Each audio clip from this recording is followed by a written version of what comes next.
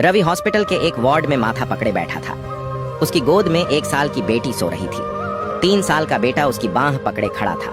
पास में ही उसकी पत्नी बेड पर लेटी हुई थी। पत्नी को बीमार हुए 1 महीना हो गया था, मगर अभी भी वह गंभीर रूप से बीमार थी। पत्नी बीपी लो होने के कारण बेहोश हो गई थी। हॉस्पिटल लाने के 2 दिन बाद उसे होश आया था, मगर इतनी देर तक बीपी लो रहने के कारण हार्ट, फेफड़े, किडनी और अन्य अंगों का बुरा हाल हो गया था। इलाज चल रहा था, मगर सुधार बहुत धीरे हो रहा था। वह 1 महीने से बीमार बीवी और 2 छोटे बच्चों को अकेला संभाल रहा था। वह पिछले 4 दिनों से नहाया भी नहीं था। उसकी हालत इतनी खराब थी कि वह कहीं अकेला बैठकर रोना चाहता था। शुरू में कुछ यार दोस्त और मोहल्ले के कुछ लोग मिलने आए थे।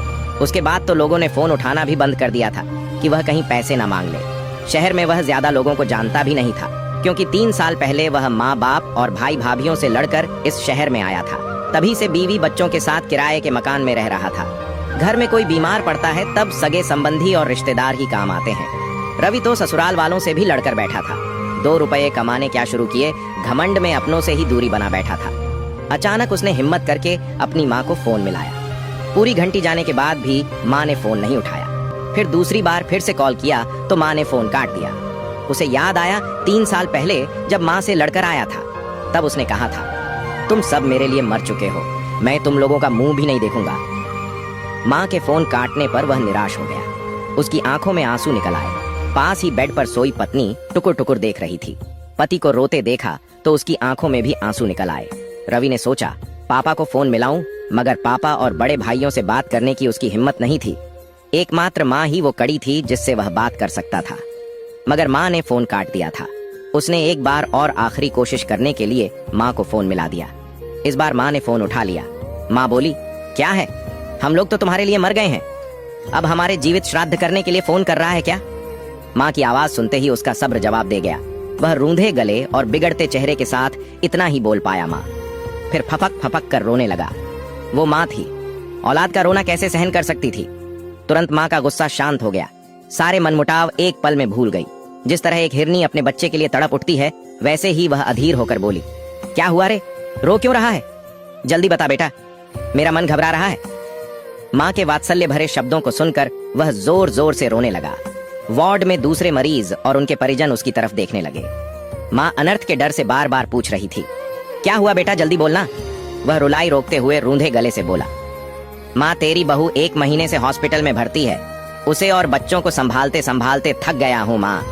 माँ बोली, तू अकेला कहाँ है रे, हम है ना, अभी तेरा बाप जिंदा है, माँ जिंदा है, 3 बड़े भाई हैं, भाभियां हैं। बताने में तुमने इतनी देर क्यों कर दी बेटा? तू अब फिक्र मत करना, 2 घंटे में सबको लेकर आ रही हूँ, तू हिम्मत रखना। आज बरसों बाद उसे माँ के वचन अमृत तुल्य लगे। शरीर में जान आ गई, ऐसे लगा जैसे अब सब कुछ ठीक हो जाएगा।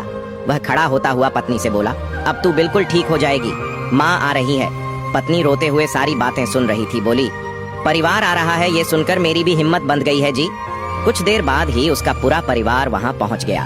बाप ने जब उसके कंधे पर हाथ रखा तो वह पिता के सीने से चिपकते हुए रो पड़ा। रोते रोते बोला, माफ कर दो पापा। पिता ने उसे भुजाओं में कसते हुए कहा, रो मत, मैं हूं ना। भाइयों से गले मिला तो वे बोले, ज्यादा बड़ा हो गया क्या, इतनी बड़ी बात हो गई और तू अब बता रहा है। तीनों भाभियां भी साथ आई थीं, साथ में घर से खाना बनाकर भी लाई थीं। 3 साल बाद उसने अपने घर का खाना खाया। फिर माँ ने उसे नहाने के लिए घर भेज दिया। परिवार के आने से वह हल्का फुल्का महसूस कर रहा था। घर पहुंचते ही नहाकर बेफिक्र होकर सो गया।